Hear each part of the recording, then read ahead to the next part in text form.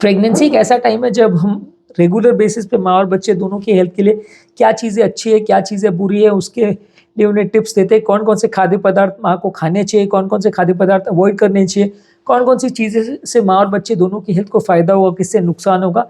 तरह तरह की एडवाइजेज हम उन्हें देते हैं। काफ़ी लोग ज़्यादातर जो इस तरह के एडवाइसेज देते हैं वो अपने एक्सपीरियंस के बेस पे या सुनी सुनाई बातों पर देते हैं। ज़्यादातर साइंटिफिक डेटा या साइंटिफिक लिटरेचर बहुत ज़्यादा इसके लिए अवेलेबल नहीं है। तो आज हम स्पेसिफिकली बात करेंगे उन चीज़ों के लिए जिसके लिए साइंटिफिक एविडेंस है कि वो प्रेगनेंसी में नहीं करना चाहिए। हमने ऑलरेडी एक वीडियो किया जिसमें हमने बात की कौन कौन सी चीज़ प्रेगनेंसी में करना चाहिए। तो आज हम बात करेंगे कौन कौन सी चीज़ें प्रेगनेंसी में नहीं करना चाहिए, कौन कौन से खाद्य पदार्थ को या इस तरह की चीज़ों को अवॉइड करना चाहिए। सबसे पहला बात करेंगे अल्कोहल का, जो कि सबसे ज़्यादा इंपॉर्टेंट है। हालांकि अल्कोहल पूरी तरह से फूड प्रोडक्ट तो नहीं है, लेकिन इसको प्रेगनेंसी में हर हालत में अवॉइड करना चाहिए। माँ की हेल्थ के लिए तो खराब है ही, बच्चे को भी डैमेज कर सकती है। बच्चे के ब्रेन में फीटल अल्कोहल सिंड्रोम डेवलप हो सकता है, जिससे बच्चे के ब्रेन को परमानेंट डैमेज हो सकता है। तो एज फार एज पॉसिबल आपको अल्कोहल अवॉइड करना चाहिए। फीटल अल्कोहल सिंड्रोम से बच्चे को बचाने के लिए आपको इसको पूरी प्रेगनेंसी में बंद ही रखना चाहिए। इसके अलावा कोई भी ऐसा फूड प्रोडक्ट है जिसमें इन्फेक्शन होने का चांस है, या जो प्रॉपरली स्टेरलाइज्ड या प्रॉपरली पास्चराइज्ड या प्रॉपरली क्लीन्ड या प्रिपेयर्ड नहीं है, उसको आपको अवॉइड करना है। क्योंकि अलग अलग तरह के इन्फेक्शन अगर माँ की बॉडी में चले जाते हैं तो बच्चे की हेल्थ के लिए भी डेंजरस हो सकते हैं। दोनों की जान का खतरा हो सकता है, और एक बार इन्फेक्शन फैल गया तो फिर प्रेगनेंसी अर्ली टर्मिनेशन भी हो सकती है। इस दौरान पेशेंट को भर्ती करने की जरूरत भी पड़ सकती है। तो ऐसे केसेस में मदर को आप रिकमेंड करते हैं कि अंडर कुक्ड या बिना पकाया हुआ या रॉ मीट नहीं खाएं। इसमें हार्मफुल बैक्टीरिया जैसे साल्मोनेला और इकोलाई होते हैं, जो कि माँ की हेल्थ के लिए नुकसानदायक है। अंडर कुक्ड या अनप्रिपेयर्ड या रॉ कच्चे एग्स भी नहीं खाना चाहिए, ये भी नुकसानदायक है। इसमें भी साल्मोनेला इन्फेक्शन हो सकता है। इसके अलावा अंडर कुक्ड या कच्ची फिश भी नहीं खाना चाहिए, इसमें भी हार्मफुल बैक्टीरिया और पैरासाइट्स हो सकते हैं, जैसे कि सुशी और साशिमी। ये सारे फिशेस जो है, अगर इनको आप कच्चे उसमें खाते तो ज़्यादा नुकसानदायक है।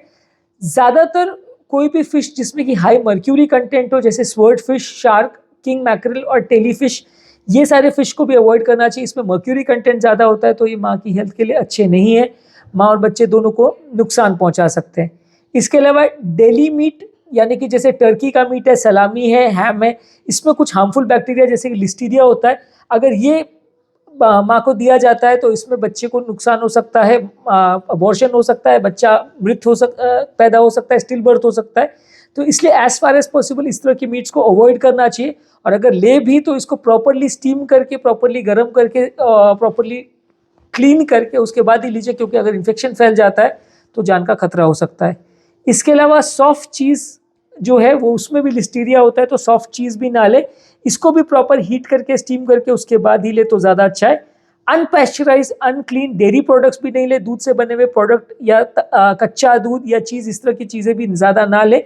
इसमें भी बैक्टीरिया, लिस्टीरिया, साल्मोनेला, इकोलाई, इस तरह के प्रोडक्ट्स हो सकते हैं। तो प्रॉपरली दूध को भी पास्चराइज करने के बाद ही लेना है। चाय और कैफीनेटेड प्रोडक्ट्स भी as far as possible avoid करना चाहिए, क्योंकि इससे भी मिसकैरेज का चांस बढ़ सकता है और इससे भी बच्चे का बॉडी वेट कम हो सकता है, बच्चे को नुकसान हो सकता है। तो एज फार एज पॉसिबल आपको कैफीन कंटेनिंग प्रोडक्ट्स भी कम लेना चाहिए। उसी तरह प्रेगनेंसी के दौरान अस्पार्टेम और सैकरिन जैसे आर्टिफिशियल स्वीटनर्स भी नहीं यूज़ करना चाहिए। नेचुरल स्वीटनर जैसे कि हनी है, मेपल सिरप है या सिंपल शुगर अगर आप यूज़ करें तो ज़्यादा अच्छा है। नहीं तो ये दोनों ही माँ और बच्चे दोनों की हेल्थ के लिए अच्छे नहीं है, नुकसानदायक हो सकते हैं।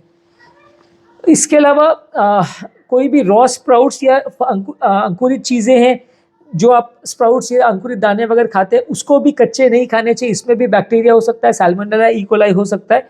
तो उसको भी आपको प्रॉपरली स्टीम करके, क्लीन करके उसके बाद ही लेना चाहिए, नहीं तो नहीं लेना चाहिए।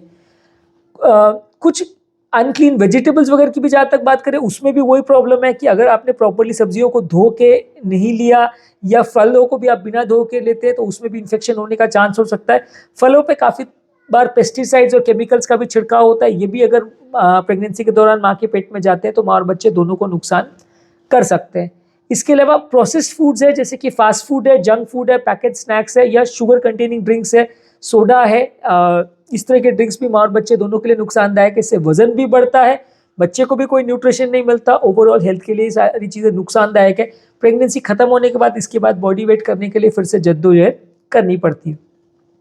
फैट कंटेनिंग फूड्स भी बुरे हैं, बहुत ज़्यादा हाई फैट कंटेनिंग फूड जैसे फ्राइड फूड है, फैटी मीट्स है, फुल फैट डेयरी प्रोडक्ट्स है, यानी मलाई के साथ अगर आप दूध वगैरह लेते हैं या उससे बने प्रोडक्ट्स लेते हैं तो प्रेगनेंसी के दौरान ये डायबिटीज़ भी कर सकते हैं, प्रेगनेंसी के दौरान ब्लड प्रेशर भी बढ़ा सकते हैं, वजन बढ़ा सकते हैं और ओवरऑल लॉन्ग टर्म बाद में उस फैट को कम करना माँ के लिए नुकसानदायक हो जाता है। पेशेंट हमेशा के लिए मोटा या ओबीस हो जाता है। कई फीमेल्स में आपने देखा होगा कि प्रेगनेंसी के बाद वजन को कम करने में उनको बहुत दिक्कत आती है। इसके अलावा बहुत ज़्यादा सॉल्ट भी आपको नहीं लेना चाहिए। बहुत ज़्यादा सॉल्ट लेने से या सॉल्टी स्नैक्स लेने से या इस तरह के फूड प्रोडक्ट्स या प्रोसेस्ड आइटम्स जिसमें नमक ज़्यादा है उनको लेने से भी हेल्थ बुरी होती है, उससे भी ब्लड प्रेशर बढ़ता है। प्रेगनेंसी के दौरान हाइपरटेंशन का प्रॉब्लम बहुत कॉमन है। अगर आप एक्सेसिव नमक लेते हैं तो वो पानी रिटेन करता है, तो पानी भी भरना चालू हो जाता है, बीपी भी बहुत बार ज़्यादा बढ़ जाता है, तो फिर कम करने के लिए उसे दवा अलग से देनी पड़ती है, नुकसानदायक है। तो ज़्यादा नमक भी आपको नहीं लेना है। हर्बल टीज और हर्बल सप्लीमेंट्स को भी थोड़ा सा आप अवॉइड करिए, क्योंकि इसमें भी क्या है कि ये सारे प्रोडक्ट्स का कोई क्लियर गाइडलाइंस नहीं होती कि प्रेगनेंसी में सेफ है कि नहीं, कभी इस पर टेस्टिंग वगैरह भी नहीं हुई है। तो इस तरह की चीज़ें अगर आप लेते हैं तो माँ और बच्चे दोनों के लिए नुकसानदायक हो सकता है, क्योंकि बच्चे पर इसका कैसा इफेक्ट हो ये किसी को भी नहीं पता। अनपास्चराइज्ड जूसेस वगैरह भी मत लीजिए। जूस वगैरह भी आप जो अगर ले रहे हैं फलों का, तो उसको भी प्रॉपरली अगर वो क्लीन या पास्चराइज हो तो ही ज़्यादा अच्छा है।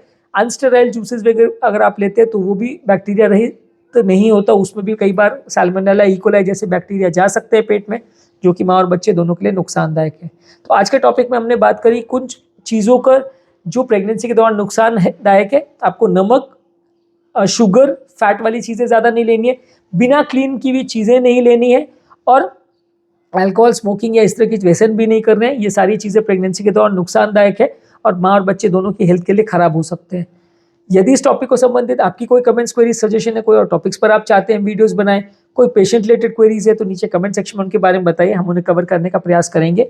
अंत में मैं डॉक्टर नवीन अग्रवाल तहे दिल से आपका शुक्रिया अदा करूंगा कि आपने इस टॉपिक को एंड तक देखा। जो लोग हमारे चैनल पर नए हैं उन्हें रिक्वेस्ट करूंगा कि चैनल को सब्सक्राइब करें। ऐसा करने से चैनल को कंटिन्यू करने के लिए हमें मोटिवेशन और इंस्पिरेशन मिलती है। जब भी हम कोई नया कंटेंट अपलोड करते हैं तो उसका नोटिफिकेशन आपको मिल जाता है। हम कोई यूट्यूब लाइव सेशन भी करते हैं तो आपको नोटिफिकेशन मिल जाता है। जो लोग हमारे चैनल पे सारे वीडियोस को बहुत डिटेल में नहीं देखना चाहते तो उनके लिए रेगुलर बेस पे हम यूट्यूब शॉर्ट्स अपलोड कर रहे हैं, जिसमें सारे टॉपिक का 1 मिनट में ब्रीफ समरी या इंपॉर्टेंट फीचर्स हम आपको बताते हैं। आप इसको देख सकते हैं और एज हेल्थ टिप्स अपने फ्रेंड्स, रिलेटिव्स और सोशल मीडिया ग्रुप्स में भी शेयर कर सकते हैं। ये सारा ही कंटेंट को हम फेसबुक और इंस्टाग्राम में भी रील्स के फॉर्म में शेयर कर रहे हैं, तो आप वहाँ पर भी हमें फॉलो कर सकते हैं। यदि हमारे चैनल पे आपको कंटेंट ढूंढने में दिक्कत आती है, आपके मतलब के टॉपिक्स आपको मिलना मुश्किल होता है, तो उसके लिए आप ये कर सकते हैं कि सारे कंटेंट को हमने प्लेलिस्ट में डिवाइड किया है। जिस तरह के टॉपिक को आपको देखना है या आप देखना चाहते हैं उस तरह के प्लेलिस्ट पर जाइए। BP, sugar, cholesterol, heart attack, heart failure, angioplasty, bypass, तरह तरह के प्लेलिस्ट है, तो आप उस पर जाइए, उसको क्लिक करिए और आपको वहाँ पे रेलेवेंट कंटेंट मिलेगा। ज़्यादा ढूंढने की मेहनत नहीं करनी पड़ेगी। ये सारे प्लेलिस्ट का लिंक मैं कमेंट सेक्शन और डिस्क्रिप्शन बॉक्स में छोड़ दे रहा हूँ आपकी सुविधा के लिए।